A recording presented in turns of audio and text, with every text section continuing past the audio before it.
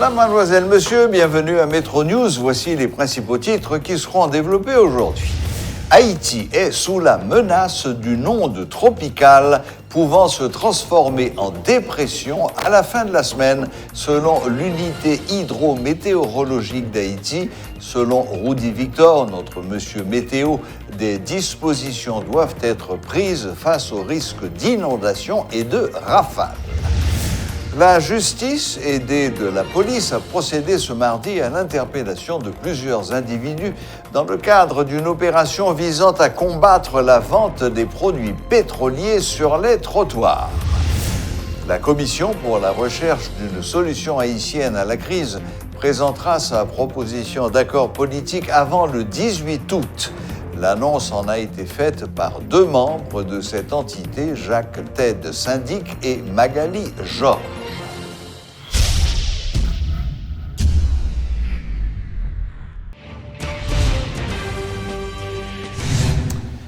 Une onde tropicale touchera les régions centrales, l'ouest et le grand nord du pays à partir de ce mercredi. Le météorologue de Radio Métropole, M. Rudy Victor, appelle également à la prudence, faisant remarquer que des dispositions doivent être prises pour se prémunir des inondations et des rafales. Selon les prévisions, le système tropical devrait toucher la République dominicaine et ensuite le Grand Nord et devrait se transformer en dépression d'ici à mercredi. Cela dit, même si les prévisions ciblent le nord, le système peut changer de trajectoire, prévient le météorologue. Le système touchera le territoire haïtien mercredi ou jeudi, explique M. Victor, faisant valoir que des averses sont prévues sur tous les 10 départements. 2 autres ondes tropicales sont prévues pour la semaine prochaine, informe M. Victor, qui laisse entendre que les conditions climatiques seront favorables à partir de la semaine prochaine au développement des cyclones. Les vendeurs de produits pétroliers sur le marché informel sont dans le collimateur de la justice et de la police. Plusieurs d'entre eux ont été interpellés dans le cadre d'une opération conduite par le commissaire du gouvernement de Port-au-Prince ce mardi. Du centre-ville à Delma, Bedford Claude a voulu lancer un message clair à ceux qui pratiquent le marché noir. Il a profité de cette occasion pour lancer une mise en garde aux propriétaires des stations essence qui encouragent cette pratique.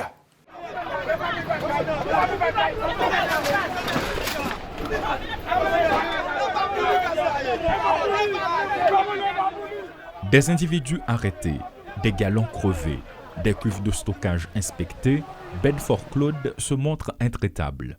Le commissaire du gouvernement de Port-au-Prince a enfin pris des mesures contre les marchands de produits pétroliers sur le marché informel comme au niveau des pompes à essence. Donc aujourd'hui, nous constatons dans le pays un problème gaz.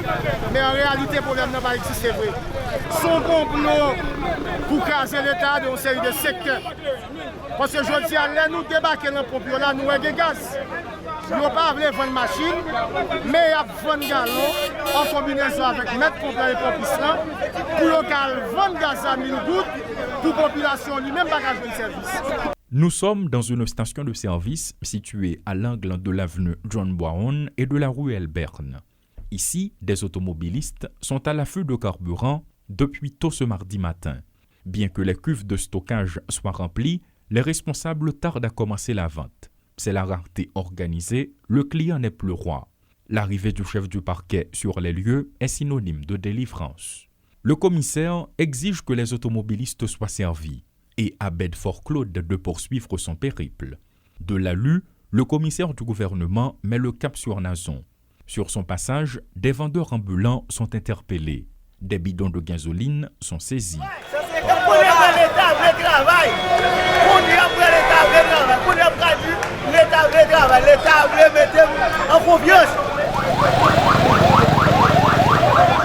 Parvenu à Delma, l'opération prend de nouvelles proportions. Pour exprimer leur approbation, des citoyens dénoncent des contrevenants.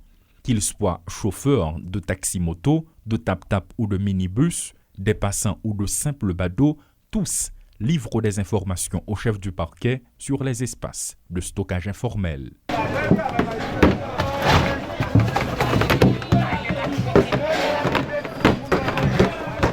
C'est à Delma 34 que la plus grosse cachette de carburant est découverte dans un garage. La quantité de récipients retrouvés est impressionnante. Le commissaire Bedford Claude n'en croit pas ses yeux. 2 personnes, dont une femme d'une 50aine d'années, sont arrêtées sur place. Quant à leur sort, le chef de la poursuite n'entend pas transiger. Je dis à moi descendre à terre et nous avons constaté là, nous descendons côté dans la cour, le garage, donc côté des gens a stocké des gallons de gaz. Moi-même, je dis à là, tout le monde jeune.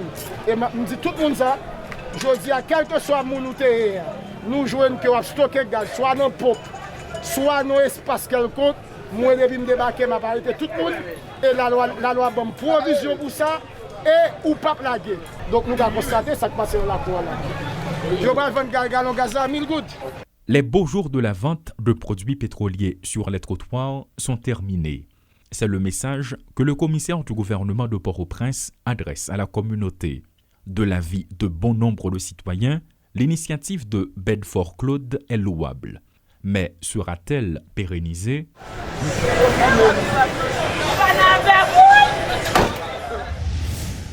Les prix du transport par container maritime ont connu une flambée faramineuse. Pour faire le point sur cette question et voir quelles sont les conséquences, nous avons avec nous ce soir William Savary. Bonsoir William. Bonsoir Serge. Voilà, bon, ce soir nous allons aborder un point précis et qui risque d'avoir des conséquences énormes sur le commerce international et qui, évidemment, va concerner Haïti, c'est le prix des containers. Bon, aujourd'hui, le problème est déjà là. Ça fait déjà 8 mois que le prix sur le marché international pour le transport des containers a beaucoup grimpé. En Haïti, le coût du transport d'un container de la Chine à Haïti est passé de $3 000 et le prix aujourd'hui varie entre 10 000 et 20 000 $. De 3 000 à entre 10 et 20 000. Et maintenant, entre 10 et 20 000, il faut aussi trouver l'espace dans le bateau pour que le conteneur arrive à point. Parce qu'il y a des importateurs qui, aujourd'hui, font des réservations pour le mois d'octobre. Donc, ceci est dû à plusieurs choses, mais fondamentalement, il y a selon les analyses qu'on a eu à faire, il y a une consolidation, un amalgame qui a eu lieu dans le transport maritime, où les grands ont englobé, se sont amalgamés avec les petits, donc les ont englobés. Ils ont créé quoi? Une espèce de trust? Non, c'est simplement c'est pas une trust. Non, c'est simplement une entente. L'acquisition. It's mergers and acquisition. Ah, ok. Il y a ça, mais il y a aussi 2 autres éléments importants. C'est l'élément de Brexit, parce que là, aujourd'hui, il y a beaucoup plus de bouchons en Angleterre pour le transport et pour la distribution des marchandises. Mais il y a aussi quelque chose de très important, c'est le e-commerce. Beaucoup d'entreprises aujourd'hui qui sont engagées dans le e-commerce, il y a une demande exorbitante pour les containers. Et pour ceci, ils ont fait ce qu'on appelle le split ordering, où ils ont divisé une commande en petites commandes pour répartir à travers les points de distribution. Donc ça, c'est encore un point qui applique beaucoup de pression sur le prix du transport de containers d'un point à un autre. Donc on a parlé tantôt de la Chine qui vers Haïti, mais il y a aussi à Rotterdam, qui aujourd'hui c'est 15 000 $ pour transporter un container de la Belgique en Haïti. Donc le coût, ce qui est important dans tout ça, c'est que le coût du container devrait être redistribué à travers le coût de la marchandise. Bien sûr, évidemment. Et ceci pourrait causer, à moins que les importateurs absorbent ces coûts-là, une augmentation sur le coût des marchandises, soit chez le grossiste, soit chez le détaillant. Donc il faudrait que les gens soient en mesure d'appréhender ceci avant de blâmer qui que ce soit pour l'augmentation des prix sur le marché. C'est ça, oui, parce que là, ça reste un gros morceau quand même. si le prix du transport a été multiplié entre 3 et 6 fois, c'est quand même énorme, c'est pas discobe. Absolument. Et donc, et maintenant, tout ce qui arrive par container, il va falloir rattraper ce coût du transport et donc le répercuter sur les clients. Oui. Maintenant, ce qui est intéressant, c'est que la marge de profit d'un importateur n'est pas immense. Ouais. Parce que vous avez plusieurs points de distribution. Il y a l'importateur, il y a le grossiste, il y a le détaillant. Oui. Donc, et à chaque niveau, il y a un pourcentage qui est additionné pour les marges. C'est ça. Donc, c'est très important d'appréhender ça. OK. Donc, si j'ai bien compris, mais vous nous avez dit que ça a commencé depuis déjà il y a 8 mois. Il y a 8 mois. Ouais. Mais aujourd'hui, ça a atteint un paroxysme qui inquiète. Et ça va continuer? Bon, il est probable que ça continue parce que la demande est toujours là. Okay. Et maintenant, les gens qui importent devraient déjà commencer à chercher des alternatives d'autres lieux d'approvisionnement. Par exemple, au lieu d'aller en Chine, il y a lieu de considérer, par exemple, le Brésil, il y a lieu de considérer le Mexique. Acheter dans l'Amérique, parce que là, le coût de transport devient, évidemment, devient beaucoup plus manageable, comme on dit, gérable. Oui, très bien. OK. Bon, eh bien... Voilà quelque chose dont on n'avait pas encore parlé, l'augmentation du coût du transport par container, avec toutes les conséquences que ça peut avoir sur le commerce ordinaire. Et sur la consommation. Sur la consommation, bien sûr. Donc, problème. Bon, il y a moyen de contrecarrer tout ça, parce que, par exemple, ça donne des opportunités aussi. L'opportunité qu'on peut identifier, c'est que si Haïti pourrait augmenter sa capacité de production, sa capacité d'assemblage, sa capacité de manufacturing, Haïti pourrait devenir un hub. Donc, sa capacité à exporter. À exporter. D'accord. Oui, donc ce qui veut dire Haïti, il y a lieu pour qu'Haïti puisse en bénéficier de cette crise. Et maintenant, l'important, c'est que si Haïti doit bénéficier de cette crise, il te faut une politique monétaire appropriée, il faut des taux d'intérêt bas pour permettre à ce que les entrepreneurs puissent avoir accès à des prêts, à des emprunts pour fabriquer les usines qu'il leur faut. Donc ça devient un gros morceau, ça pourrait devenir un gros morceau dans la matière de politique monétaire et politique fiscale de la République. Dans ce sens, il y a cette nouvelle qui est tombée, mais on en parlera une autre fois sur ce moratoire demandé par le président. Mais ça, on en parle une autre fois. Il n'y a pas le temps aujourd'hui, le temps nous est mesuré. William Savary, vous êtes économiste, vous êtes le fondateur du Haiti Stock Exchange. En 30 secondes, comment se porte le marché boursier international? En forme, le marché boursier international a connu une hausse faramineuse pour l'année à date, mais aujourd'hui, les indices le Dow Jones était à la hausse de à peu près 125 à 130 points, je crois. Il y a le S&P 500 qui a également été à la hausse de 4 points, mais le Nasdaq, qui est l'indice qui mesure l'agrégat des entreprises engagées dans la technologie, a connu une petite chute de 70 points. Donc, grosso modo, le marché boursier est en forme. OK. Et il y a un marché qui est en train de partir en flèche, c'est celui de tout ce qui concerne les vaccins. Oui, bon, le marché qui concerne les vaccins, c'est un marché qui est très performant. D'ailleurs, il y a les titres de Moderna dont nous avons parlé au début de l'année, qui est passé de $100 à aujourd'hui 340. Ça vous fait une augmentation considérable de près de 300%. Oui. Il y a les titres de Pfizer qui ont connu une hausse de 20%, et les titres de Johnson & Johnson, une augmentation de 16% de janvier à nos jours. Et ça va continuer. Bon, les nouvelles pour le Covid continuent comme ça continue. Les titres qui sont impliqués dans la production de vaccins et dans la biotechnologie vont suivre également. Ça, c'est certain. C'est certain. Eh bien, merci beaucoup, William Savary. Puis on va continuer à faire ça, des petites nouvelles ponctuelles qui peuvent intéresser le pays tout entier. Merci beaucoup. Bonne fin de journée. Merci, Serge. À bientôt. À bientôt. Voilà, c'était William Savary qui nous faisait découvrir qu'en l'espace de quelques mois, les prix du transport sont passés de $3 000 à entre 10 et 20 000 $, avec toutes les conséquences que ça peut avoir. Un mois après son assassinat, des photos du président de la République, Jovenel Moïse, sont très visibles dans la capitale et de nombreux citoyens, partisans ou opposants d'autrefois, n'ont aucun problème avec la présence de ces portraits.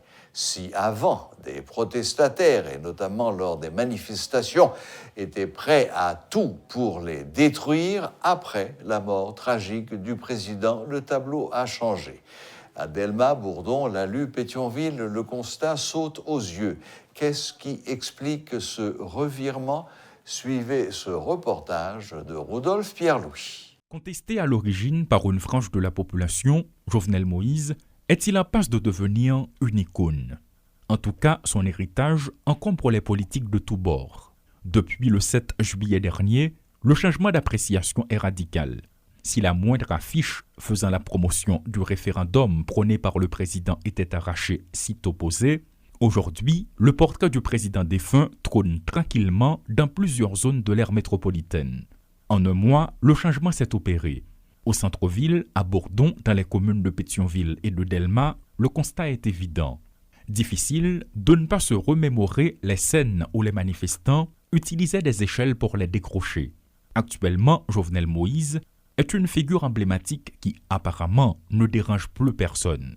Avec le slogan « Sac pour Pepla, doué aljouen Pepla », le portrait du 58e président d'Haïti est aussi présent dans les villes de province, notamment au Cap-Haïtien, et des Capois ont même pris les armes le jour de ses funérailles pour exprimer leur mécontentement.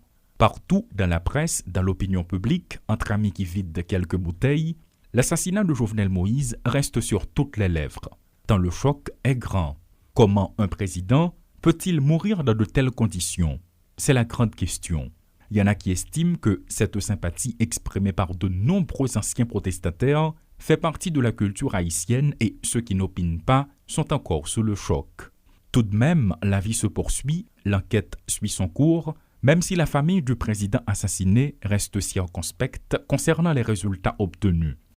Depuis l'assassinat du président de la République, ces images en sont un peu partout sur le territoire national. Les unes comme les autres attirent l'attention et suscitent de nombreuses questions. Si pour certains avant c'était la bête noire, les conditions de sa mort ont semble-t-il changé la donne. Pour paraphraser l'ancien Premier ministre Evans Paul, les assassins ont semble-t-il réussi à faire du chef de l'État Jovenel Moïse un martyr. Paul Léel et Rodolphe Pierre-Louis pour Télémétropole. Comme nous l'avons dit en titre, la Commission pour la recherche d'une solution haïtienne à la crise présentera sa proposition d'accord final avant le 18 août. Un document qui est la synthèse de nombreuses propositions recueillies par la Commission et qui détaille le mode de gouvernance du pays pendant la période de transition qui précédera l'élection du prochain président. Par ailleurs, ses membres vont rencontrer l'envoyé spécial américain Daniel Foote en mission en Haïti à partir de ce mercredi. Suivez les précisions de deux membres de cette commission, Jacques Ted Syndic et Magali Georges. Bien entendu, nous avons fait un atelier dans Montana, à côté de débat qui est acté. Ça veut dire qu'il y a un consensus donc cette histoire de pouvoir à deux têtes là, au président, au premier ministre. Donc ça, c'était acquis parce que nous avons dit, plus fort atelier, c'est ça, nous avons comme pour nous être plus près de la Constitution. Vous comprenez? Leur faire là, c'est une expression démocratique de participation, de choisir les qui vous dirigez. Et là, il y a deux, trois partis politiques qui expliquent qu'un font caucus au sommet, et puis nous jouons nos présidents, ou jouons nos premiers ministres, nous mettons ensemble dans le dit peuple, mais ça nous joigne. Mais démarche ça, contraire à ça, on chercher nous-mêmes. Contraire à ça que le pays a besoin aujourd'hui pour gagner un calme là-dedans, pour retrouver la paix, pour retrouver un minimum, sinon, enfin, un maximum de sécurité. Donc c'est notre démarche, c'est une démarche de construction démocratique que la commission inscrit. Mais les gens disent ça, c'est parce qu'ils pensaient qu'ils vont pour le délivrer immédiatement, parce qu'ils vont commander, ils vont order. Pour répondre à l'ordre. Nous parlons de répondre à l'ordre. Nous répondons nous-mêmes de construire un bagage qui permet que après nous avons une situation tranquille. Nous pas là qui pourra soumettre à signature citoyen. Information fait quoi que c'est mercredi, cap 11 août, que nous avons présenté un accord en nation. Cap signé ou bien à présenter contenu? Oui, nous avons communiqué qui sorti, qui précisait deux dates, qui précisait avant le 18, nous avons bien l'accord final avec les signatures que nous avons commencé à recueillir, que nous avons formalisé. C'est-à-dire le contenu plus signature qu'on a pu recevoir à partir avant le 18, mais entre-temps. Notre invité d'aujourd'hui par visioconférence est l'ancien Premier ministre Evans Paul, qui s'exprime un mois après l'assassinat du président Jovenel Moïse. Nous allons faire un tour de la situation avec lui. Bonsoir, Monsieur le Premier ministre. Bonsoir, Monsieur Clan, et bonsoir aux téléspectateurs, téléspectatrices de Télémétropole. Monsieur Evans Paul, vous faites le constat amer qu'aujourd'hui en Haïti, même le droit de naître nous est refusé. Un peu plus d'un mois après l'assassinat du président Jovenel Moïse, à mon sens, deux questions essentielles se posent. La première est où en est l'enquête sur l'assassinat, et la seconde, quelle solution de sortie de crise avons-nous en perspective? Alors commençons par la première. Comment voyez-vous l'évolution de l'enquête? Je dirais très compliqué. Il y a beaucoup de doutes, beaucoup de suspicions. C'est dans l'habitude des Haïtiens. Nous ne faisons pas confiance à nos institutions. Malheureusement, nos institutions sont faibles et font preuve d'amateurisme.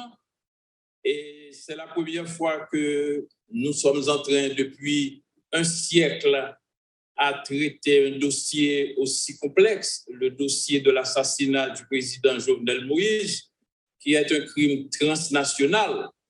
Alors, ça va être compliqué pour la justice haïtienne et ça va être aussi une situation qui entraînera beaucoup de doutes dans l'esprit des Haïtiens.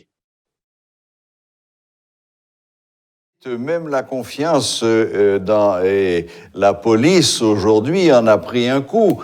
Mais quand même, il y a le FBI sur place, il y a le Homeland Security, il y a des Colombiens qui ont envoyé des spécialistes. Et malgré tout, aujourd'hui, il y a 44 arrestations, ce qui est un chiffre important. Mais il n'y a encore aucune mise en accusation et on n'a absolument aucune idée aujourd'hui, en tous les cas aucune idée certaine, de qui est ou qui sont les auteurs intellectuels de ce crime. C'est la question fondamentale. On a pu identifier des exécutants, oui, ou bien quelques exécutants, ou bien certains exécutants, mais jusqu'à présent, et la population haïtienne, le monde entier, parce que c'est un crime qui intéresse le monde entier. Jusqu'à présent, ce n'est pas clair. Et les gens qui ont payé, les gens qui ont commandité ce crime. On attend encore à identifier ces gens et c'est très important pour la crédibilité de l'enquête. Oui, non, tout à fait. D'autant plus que les réseaux sociaux sont pleins d'accusations plus formelles les unes que les autres. Il y a beaucoup de têtes de Turcs, si j'ose l'expression, aujourd'hui, qui sont montrées du doigt comme étant les auteurs intellectuels, alors qu'il n'y a encore aucune preuve et aucun résultat. Et là, c'est très mauvais. Il faut éviter d'utiliser le cadavre pour régler des comptes politiques. Bien sûr. Bien pour mener des batailles d'intérêts, des rivalités. Alors, c'est très dangereux pour l'aboutissement de cette enquête cruciale. Voilà. Alors, les gens doivent avoir la sagesse de laisser les autorités concernées face à leur travail. Tout à fait. Maintenant, il semble bien que l'assassinat du président Jovenel Moïse ait créé une forme d'électrochoc parmi les politiciens qui, finalement, se sont rendus compte de la nécessité, et comme vous le dites depuis des temps et des temps, la nécessité du vivre ensemble, donc de s'asseoir, de dialoguer. Mais il en résulte qu'il y a aujourd'hui 50 différentes solutions de sortie de crise chacun y va de son petit numéro, de sa petite solution, et on ne voit pas encore d'ensemble. Comment est-ce que vous voyez cette question ? Il y a eu le texte des 4 universitaires avec Bernard Gousse, qui était un texte presque exhaustif sur la question. Le problème, c'est qu'il n'y a pas de provision constitutionnelle pour répondre à la situation dans laquelle nous nous trouvons. Qu'est-ce que vous proposez, vous ? Comment est-ce que vous voyez la question de cette sortie de crise ? Bon, ces multiples propositions de sortie de crise traduisent la situation justement de la crise dans laquelle nous nous trouvons depuis quelque temps. C'est la manifestation de la crise. Nous n'avons pas de repère, c'est-à-dire on peut toujours avoir de multiples propositions, mais il n'y a pas une instance pour trancher. Et c'est ça la crise haïtienne. C'est une crise institutionnelle. Il n'y a pas de référence institutionnelle pour traiter les problèmes. Alors là, nous sommes dans une ambiance complexe. Il va falloir beaucoup de sens, de responsabilité, de pondération des uns et des autres pour arriver à un minimum d'entente, à mon avis, dans une situation d'exception. Et il faut faire en sorte que cette situation d'exception ne perdure et qu'on en profite pour jeter les bases d'une solution définitive qui passe par le mécanisme devant conduire à l'organisation des élections le plus vite possible. Est-ce que cela implique, comme beaucoup l'ont suggéré, qu'un président provisoire soit nommé, d'après vous? Bon, c'est une option, mais là encore, c'est un élément de la habilité conduit à nommer un président de la 2016 avec l'avènement du président. Est-ce qu'on peut demander à un premier ministre de nommer un président? Il y a tellement de divisions dans cette société. On parle d'accord politique. L'accord, c'est entre qui et qui. Il y a tellement de partis politiques. Tous les secteurs d'activité, tous les secteurs sociaux sont déchirés, les partis politiques, le secteur des affaires. Il y a beaucoup de discussions, mais il n'y a pas vraiment de mécanisme clair de solution. Alors, à mon avis, il faut faire en sorte d'un gouvernement d'exception. Ce n'est pas le gouvernement idéal. Il faut doter ce gouvernement de pouvoir de contrôle et d'aider ce gouvernement à adopter ce qu'on appelle couramment une feuille de route et finalement de nous mettre d'accord sur la durée de vie de ce gouvernement intérimaire. Alors pour moi, il faut vivre avec ce que nous avons. Il faut faire le constat que nous sommes dans une impasse et faire en sorte que nous puissions sortir de cette impasse et que la situation du pays trouvera une meilleure voie pour faire avancer les choses. Pour les Haïtiens. Oui. À la fin de votre texte, Monsieur Paul, vous écrivez « Le pays se trouve face à l'obligation d'instaurer un véritable climat du vivre ensemble ». Mais peut-on instaurer un climat du vivre ensemble ? Est-ce que le vivre ensemble n'est pas le résultat d'un chita-palais, de discussions avec une majorité d'acteurs? Le vivre ensemble, c'est d'abord l'organisation de la société. C'est l'établissement de l'état de droit. C'est le bon fonctionnement de la justice. C'est une police qui soit capable d'assumer ses responsabilités. Le vivre ensemble, c'est la garantie du droit à la vie. Parce que après l'assassinat crapuleux du président Jovenel Moïse, je me suis posé la question, est-ce qu'en Haïti, on a le droit de vivre?